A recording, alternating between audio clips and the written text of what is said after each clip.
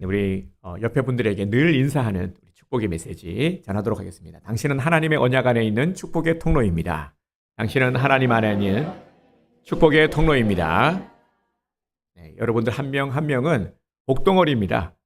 하나님의 언약 안에 있는 축복의 통로들이에요. 자, 특별히 오늘은 이렇게 또 인사하겠습니다. 이거 할까 말까 살짝 고민하다가요. 에라 하자. 자, 우리 옆에 분에게 윙크 하겠습니다. 윙크. 자, 윙크 하세요. 네. 윙크. 네, 부끄러워하시고 안 하시는 분들 계신데, 제가, 네, 괜히 시키는 게 아니라, 김구성 목사님 감사합니다. 저에게 또 진한 윙크를, 제가, 우리 어제 사촌 여동생 결혼식이었어요. 사촌 결혼식을 갔다가, 윙크의 의미를 배웠다는 거 아니겠습니까? 여러분, 윙크의 의미, 윙크가요, 엄청난 또 의미가 있더라고요. 이 감은 눈으로는 상대방의 단점을 보지 않고요. 뜬 눈으로는 상대방의 장점을 바라보는 게 윙크라고 해요. 자, 우리 다시 의미를 알았으니까 옆에 분에게 우리 윙크 쏘겠습니다. 윙크 날려주세요. 네.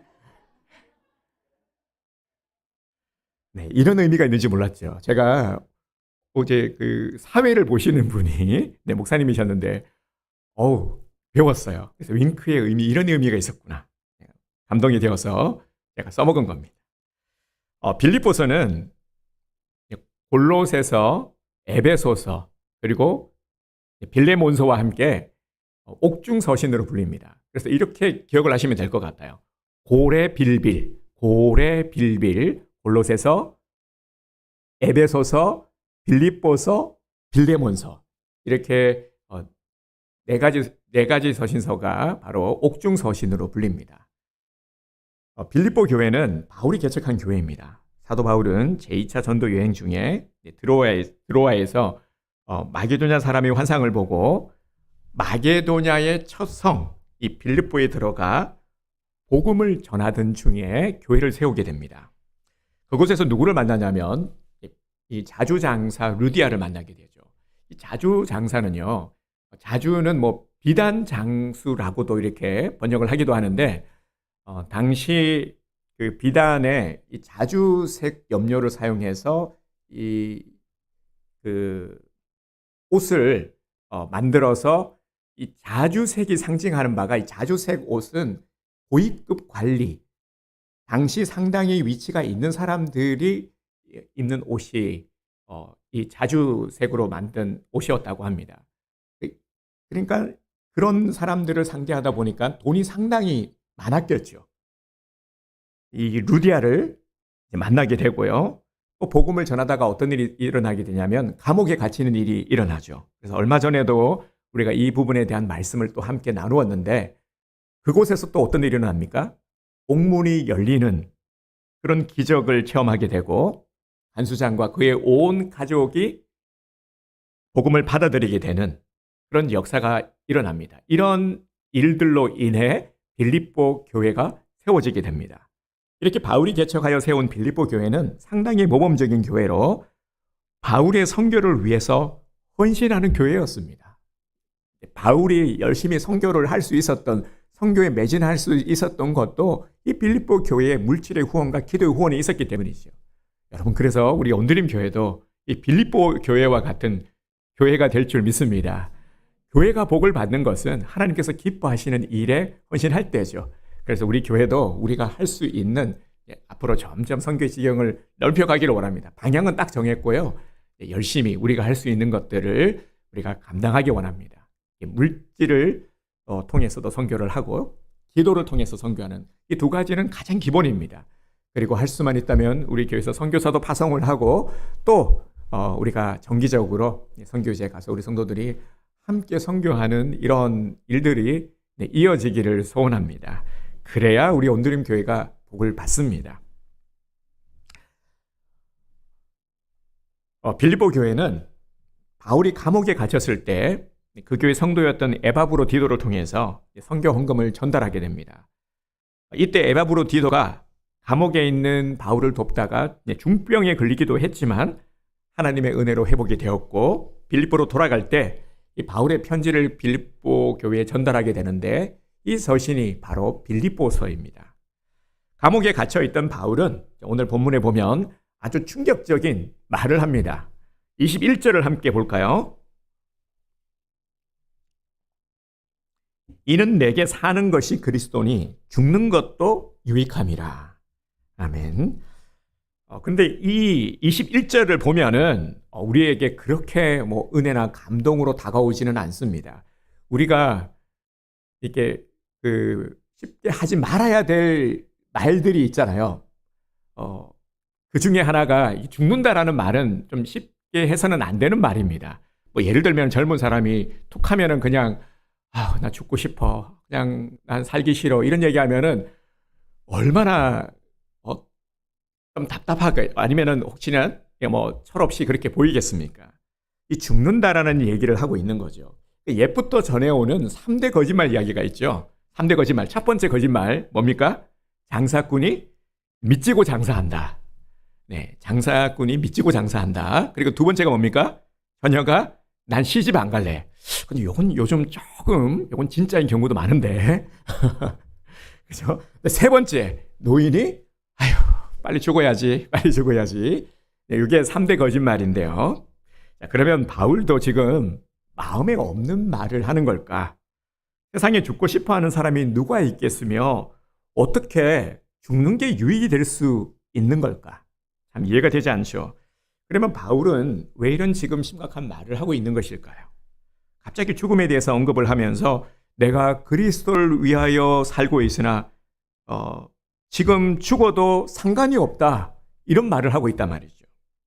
얼핏 생각하면은 바울이 참 대단한 신앙 고백을 하고 있는 거구나 라고 생각할 수도 있지만 또 다른 한편으로는 제가 아까 말씀을 드렸지만 마치 그 삶을 포기한 듯한 이 체념의 말처럼 들릴 수 있다는 거죠. 우리가 듣기에 그렇게 좋게 들리지 않는다라는 겁니다.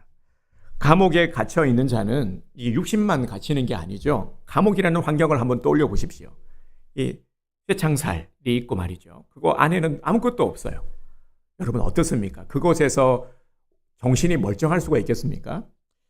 제가 하나님의 은혜로 제가 군복무를 의경으로 복무를 하게 됐는데 제가 근무했던 그 경찰서 안에도 유치장이 있습니다. 이 유치장은 체포되거나 구속된 피의자를 임시로 수용하는 곳입니다. 그곳에서 이제 확정이 나거나 하면은 이제 다시 옮겨지게 되죠. 근데 그곳의 환경, 그 열악함, 정말 제 기억에 지금은 또 어떤지 모르겠습니다만 진짜 안에 그 변기 하나 딱 있었어요. 변기 하나 딱 있고 아무것도 없습니다. 그곳에 쳐다보는 것도 저는 보기만 해도 저기서 어떻게 버틸 수 있을까? 물론 오래 있는 곳은 아니지만 그래서 사람들이 그곳에 갇힌 사람들 보면요. 들어가기 전과 들어가서 완전히 다릅니다. 정말 하루를 견디기 힘든 곳이 바로 그런 유치장이었어요. 그렇다면 바울은 이 오랜 감옥 생활이 너무 힘들어서 지금 이런 말을 하고 있는 것일까요?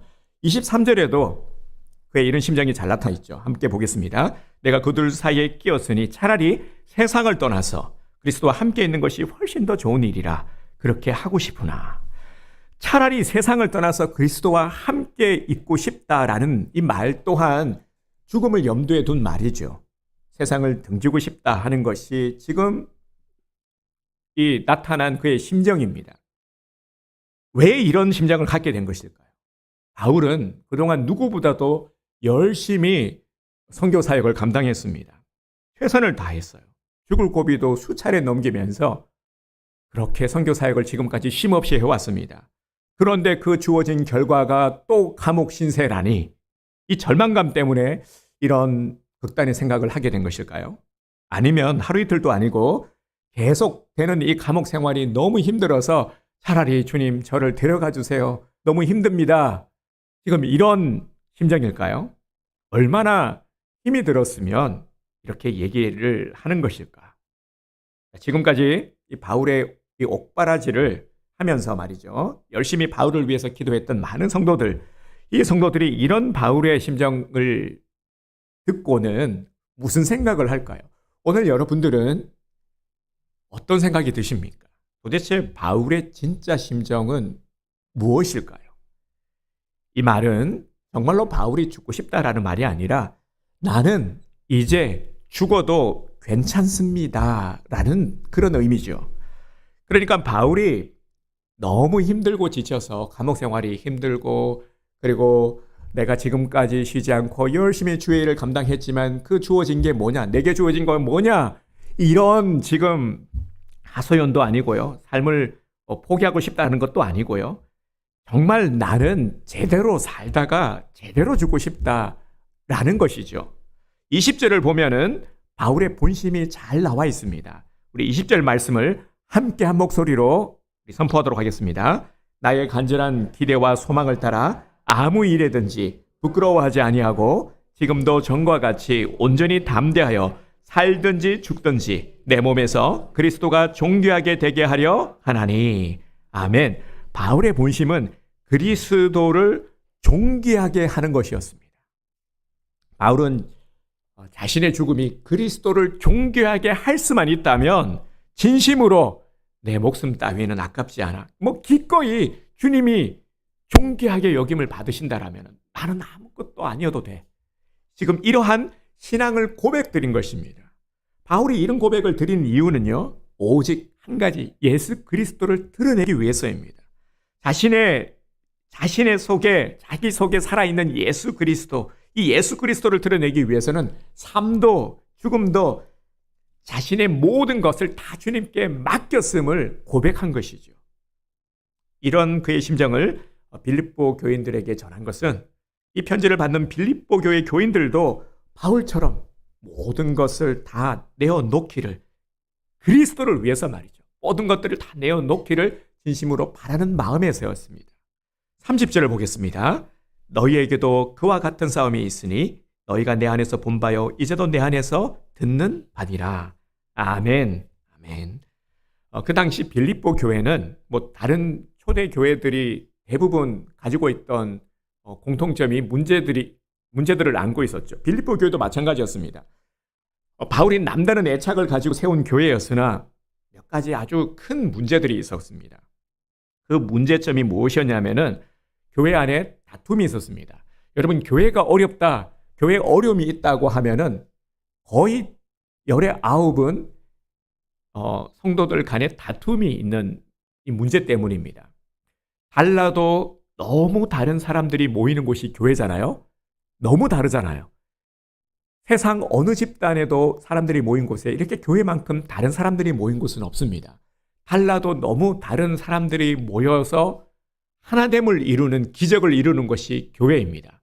그런데 하나됨을 이루는 기적은 은혜 안에서, 은혜로 말미암아, 우리가 예수 그리스도로 말미암아 하나됨을 이루는 것이죠. 이게 정말 놀라운 일입니다. 그래서 우리 교회는 날마다 이런 기적을 이루어가고 이 기적을 체험하는, 정말 이 은혜를 누리는 우리들 아니겠습니까? 이것이 또 주님의 뜻이기도 하고요. 이 빌립보 교회도 마찬가지였습니다. 아주 열심히 있는 여성 지도자들이 둘이 있었어요. 유오디아와 순두계라는 이 여성 지도자들을 중심으로 해서 다툼이 일어난 것이었습니다. 그러니까 이제 유오디아파와 순두계파 이렇게 세력이 나뉘어졌겠죠.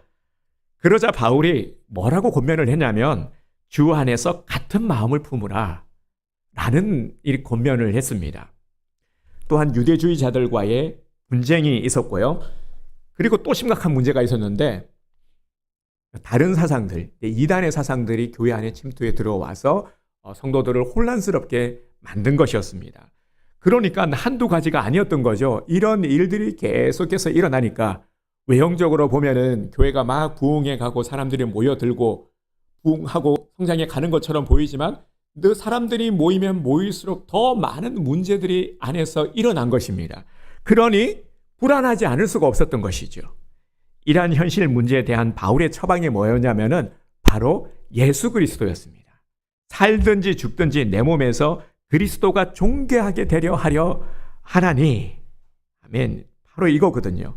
빌립보 교회가 예수 그리스도를 드러내는 이 일에 하나된 모습을 가진다면 모든 문제가 해결될 것이다. 이거 외에는 다른 방법이 없다. 아무리 다독거리고 아무리 이해시키고 설득시키고 사이좋게 지내라고 해도 안 된다.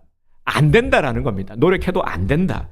예수 그리스도를 드러내는 이 일에 하나 된다. 어떨 때 하나가 되느냐? 하나 되면 예수 그리스도를 드러내는 이 일에 열심을 낼 때 하나가 된다라는 겁니다. 이게 핵심인 것이죠. 살든지 죽든지 그리스도가 존귀하게 되는 일에 앞장선다면 아무리 힘들고 핵폭탄급의 어떤 문제가 떨어져도 꺽떡없다, 걱정 없다라는 것입니다. 이제는 나는 없고 내 안에 예수 그리스도가 사는 자로 나의 전부를 맡긴 자로 살아라 하는 것입니다. 이것이 바로 빌립보 교인들을 향한 바울의 진심 어린 권면의 메시지입니다. 26절을 다시 한번 보겠습니다. 내가 다시 너희와 같이 있으므로 그리스도 예수 안에서 너희 자랑이 나로 말미암아 풍성하게 하려 함이라. 아멘. 그러니까 내 모습, 내 행동, 내 삶을 통해서 오직 예수 그리스도를 드러내는 자의 삶을 살라라는 것입니다. 이는 오늘 우리들을 향한 권면의 말씀이기도 합니다. 그러면 나는 어떻게 살아야 할까요? 오늘 우리가 말씀을 우리가 함께 나누면서 이 말씀을 우리에게 한번 내 스스로에게 적용하기를 원합니다. 이게 가장 중요하죠. 말씀을 내 삶 속에 적용해 가는 것. 말씀을 통해서 내 삶을 변화시켜 나가는 이것이 가장 중요합니다. 먼저는요, 나는 복음에 합당한 삶을 살아야 합니다. 27절 우리 함께 읽도록 하겠습니다. 오직 너희는 그리스도의 복음에 합당하게 생활하라. 이는 내가 너희에게 가보나 떠나 있으나 너희가 한 마음으로 서서 한 뜻으로 복음의 신앙을 위하여 협력하는 것과 아멘, 아멘. 그리스도의 복음에 합당하게 생활하라. 그죠? 그리고 나서 너희가 한 마음으로 서서 한 뜻으로 복음의 신앙을 위하여 협력하라 하는 것이죠. 복음의 신앙을 위해서 한 마음 한 뜻으로 서로 협력해야 합니다.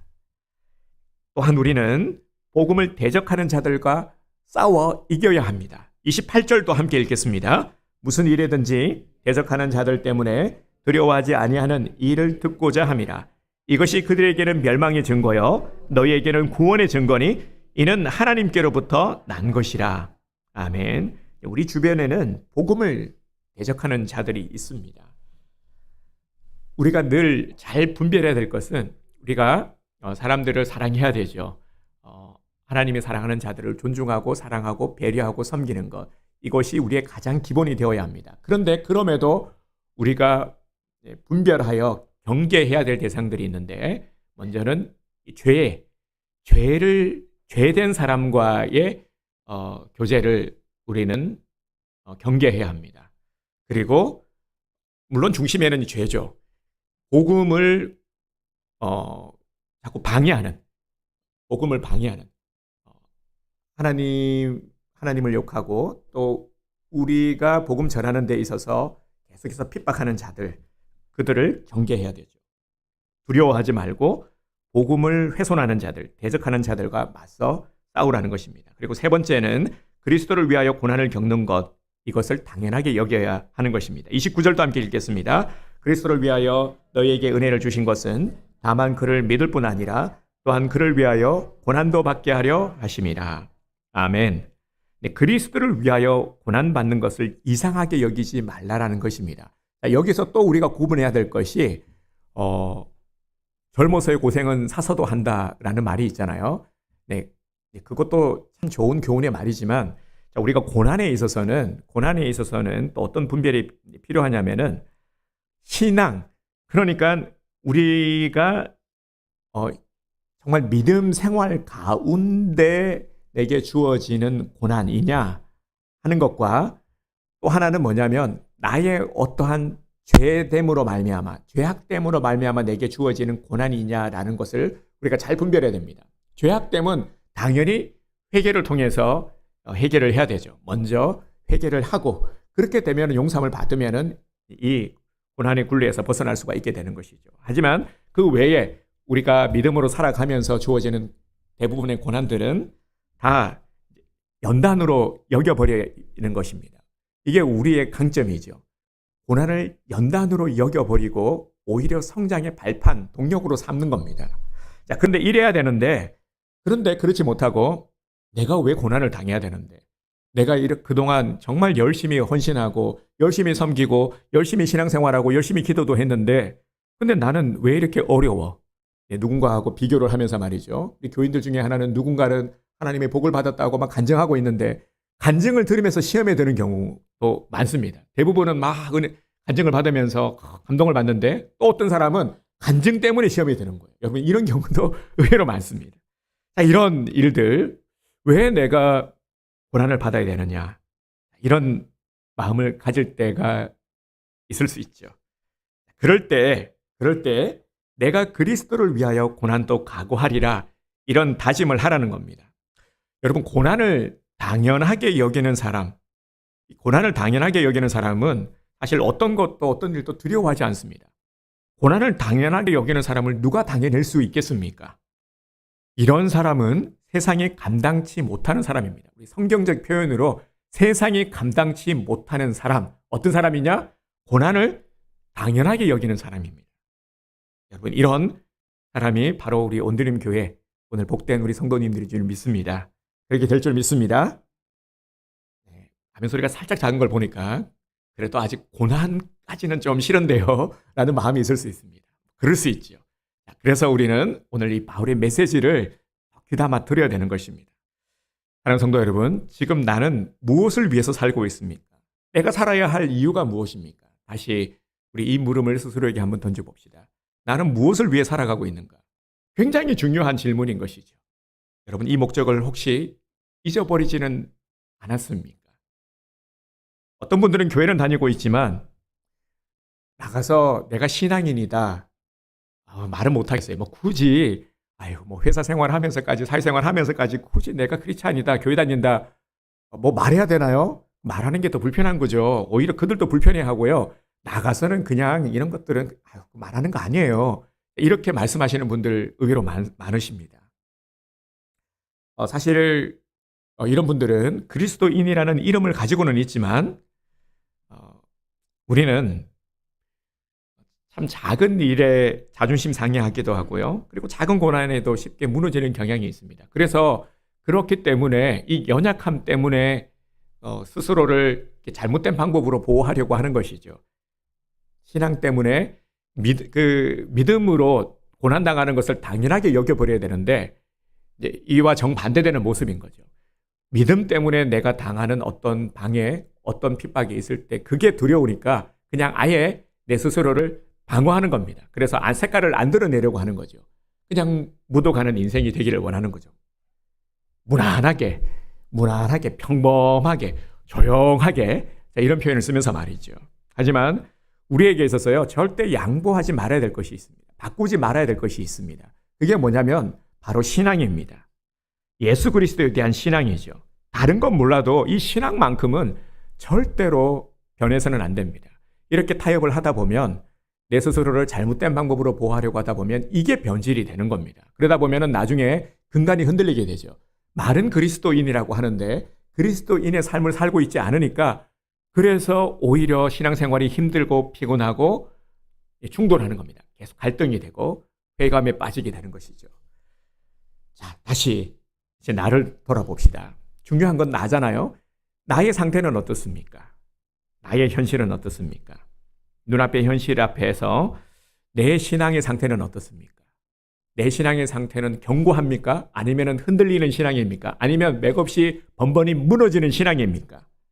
그렇다면 무엇 때문에 흔들리고 무엇 때문에 무너집니까? 그 이유가 무엇이든가요?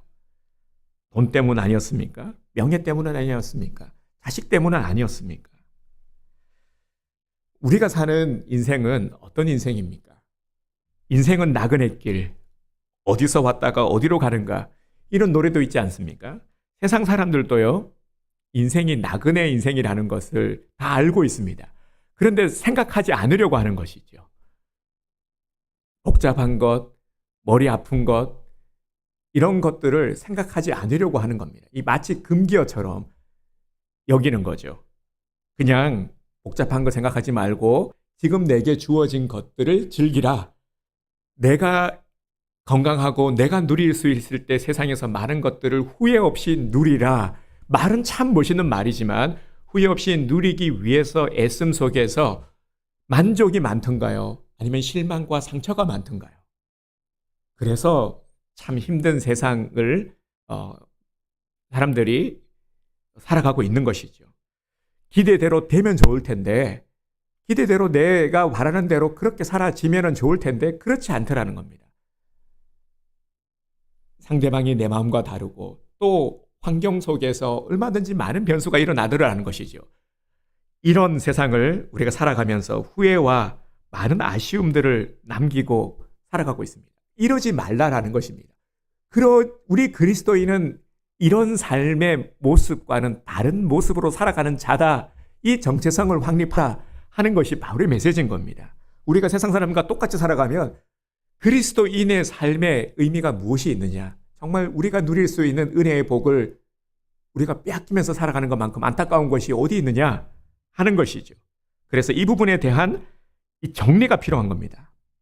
내 삶의 존재 이유와 내가 살아가야 하는 이유에 대한 정립이 필요한 것이죠. 신앙적인 정립이 필요합니다.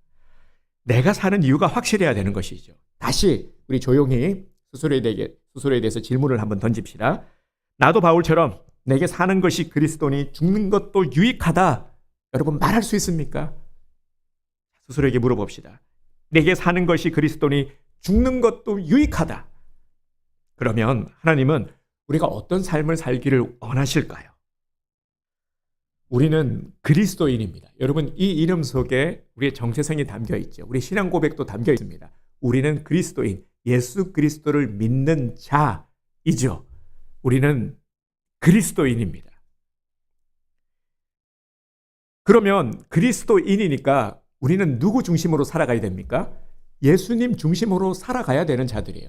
예수님을 믿고 구원함을 얻었잖아요. 그러면 예수님을 내 인생의 주인으로 모셔드리고 주인 되시는 주님의 말씀을 듣고 예수님을 따라 살아가야 하는 것이죠. 이게 그리스도인인데 예수님을 따라 살지 않으면 어떻게 됩니까?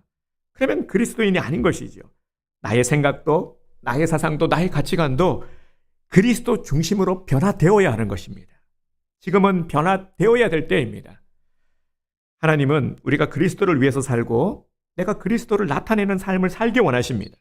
내가 사는 이유는 예수 그리스도를 드러내기 위해서입니다. 우리는 예수님을 존귀하게 여기는 삶을 살아가야 합니다. 이것이 우리의 존재 이유, 삶의 목적이 되어야 합니다. 학생들은 공부를 하죠. 왜 공부를 하는 겁니까? 직장 다니는 사람들은 열심히 회사 생활 일을 하죠. 왜 일을 합니까? 왜 장사를 합니까? 왜 돈을 법니까? 내 사업도 내 일도 내가 하는 모든 일도 내가 예수님을 존귀하게 해드리기 위해서 하는 것입니다. 여기에 딱 목적이 맞춰져야 합니다. 그러면 내가 하는 일도 평범한 일이 아닌 것이죠. 그동안은 돈 벌기 위해서 마지못해서 하기 싫은 거 억지로 돈 벌기 위해서 했다라면은 이제는 분명히 다르게 되는 것이죠. 내 목적이 분명하니까. 우리가 사는 모든 것들을 통해서 예수님을 드러내면 예수님도 나를 존귀하게 높여주십니다. 이게 핵심인 것이죠. 우리가 왜 예수님을 높여드려야 되느냐? 당연한 것이지만 예수님을 높여드리면 어떤 일이 일어나느냐? 예수님이 우리를 존귀하게 여기시는 겁니다. 그러니까 쉽게 말하면 이런 거예요. 우리가 세상에서의 사람들의 바라는 것들, 나는 행복하고 싶어. 이것도 하고 싶어. 저것도 하고 싶어. 진정한 목표는 행복하기 위한 것이죠. 근데 방법이 완전히 틀리는 겁니다. 이 행복을 위해서 내가 이런 목표를 세우고 이런 버킷리스트도 만들고 이것도 해보고 싶고 이 만족이나 성취를 하려고 하는 것이죠. 내가 노력을 해서 말이죠. 그런데 우리의 노력이 나를 위한 노력이 아니라 예수 그리스도를 존귀하고 예수 그리스도를 높이는 노력을 하게 되면 그러면 예수님이 우리를 높여주시는 것. 예수님이 허락하시는 많은 은혜들을 우리가 삶 가운데 누릴 수 있게 된다는 것입니다. 이것은 우리가 기대하는 것. 내가 이거 부여잡았던 거. 이것 때문에 우리가 나아가지 못했다면 주님의 차원은 이거 위에 있는 겁니다. 그래서 주님은 항상 기대 이상 내가 생각했던 것. 마치 어릴 때 내가 딱지 구슬에 집착했던 것. 그것이 있으면 다라고 여겼는데 지나고 나니까 그게 아무것도 시시하잖아요. 더 고차원적인 많은 은혜의 것들이 내게 주어지는 것을 우리가 경험하며 살아왔지 않습니까? 우리의 삶의 원리가 이러하다는 겁니다. 우리는 아직도 유치함이 우리에게 있어요. 내가 고집하는 거. 그래서 말씀을 하고 있는데 줄이라 와닿지 않는 거예요. 왜냐하면 내 눈에 보이는 이게 지금 너무 크게 보이는 거예요. 이것만 가지면 너무 좋을 것 같아. 내가 막 진짜 울리지 않고 세상에서 큰 소리 치고 기죽지 않고 당당하게 자랑하며 살아갈 수 있을 것, 부러움 사며 살아갈 수 있을 것 같은데 이런 마음이 우리에게 있는 것이죠. 근데 주님은 너무 안타까운 거예요. 이거 아무것도 아닌데 지금 이거와 어마어마한 것들을 우리를 위해서 주마. 진정한 행복 우리에게 주고 싶어 하는데 우리는 자꾸 다른 데서 헤매고 있는 것이죠. 그래서 오늘 바울을 통해서 우리에게 말씀하고 있는 것입니다. 다시 바울의 고백으로 돌아가서요. 살든지 죽든지 내 몸을 통해서 내 삶을 통해서 그리스도를 존귀하게 하는 삶을 회복하라. 이렇게 살아가면 모든 것들을 우리가 회복할 수 있다 하는 것입니다. 여러분 다시 점검을 해봅시다. 내가 믿는 예수님은 어떤 분입니까? 여러분 정말 중요한 질문입니다. 나는 예수님을 내 인생의 주인공으로 모셔드리고 있습니까? 내 인생의 주인공은 예수님이십니까? 아멘 큰 소리 하셔야 됩니다. 내 인생의 주인은 예수님입니까? 이것만큼은 진짜 아멘 크게 하셔야 돼요. 다른 것들은 조금 작게 하셔도 이게 정말 중요한 것이거든요. 예수님을 구원자로 믿어요. 그렇죠. 그러니까 오늘 우리 다 예배 참석했죠. 저는 우리 다 오늘 한 명도 빠짐없이 예배 참석하신 분들은 다 천국 가실 분이라고 100%, 200% 확신합니다. 그런데 말이죠. 구원자로만 여기고 다른 것들은 하지 않으면은 이 반쪽짜리 믿음인 겁니다.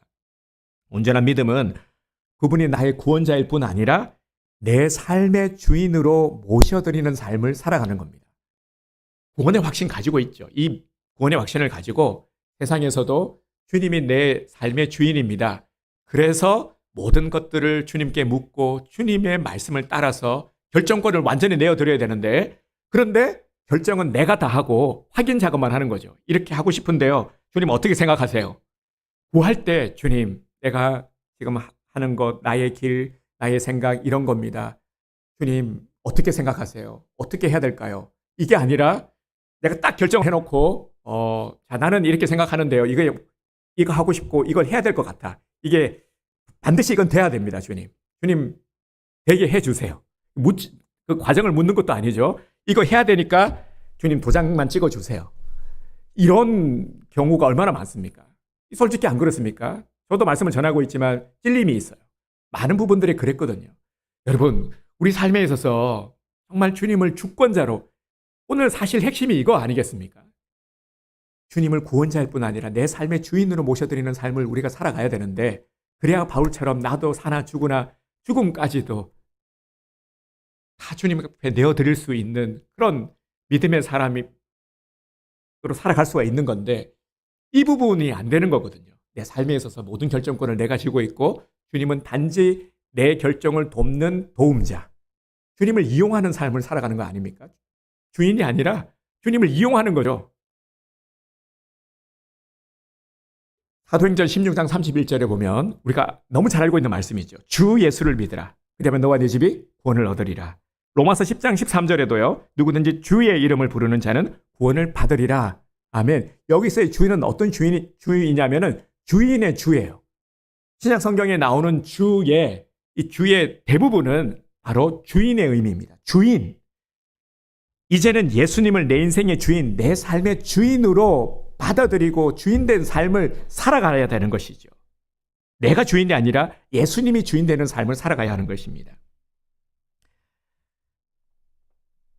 내가 예수님을 좌지우지한다면은 나는 예수님을 위해서 사는 자가 아닙니다. 여러분, 나를 주장하는 것이 뭡니까? 지금 이게 왜 안 됩니까? 예수님을 주인으로 모셔드리는 삶을 살아가야 되는데 왜 안 되는 걸까요? 그러면 안 되는 이유가 내가 주인인데 그러면 나를 주장하는 것이 뭐가 있냐? 한번 생각해 봅시다. 사람입니까? 아니면 하나님입니까? 그게 돈입니까? 아니면 신앙입니까?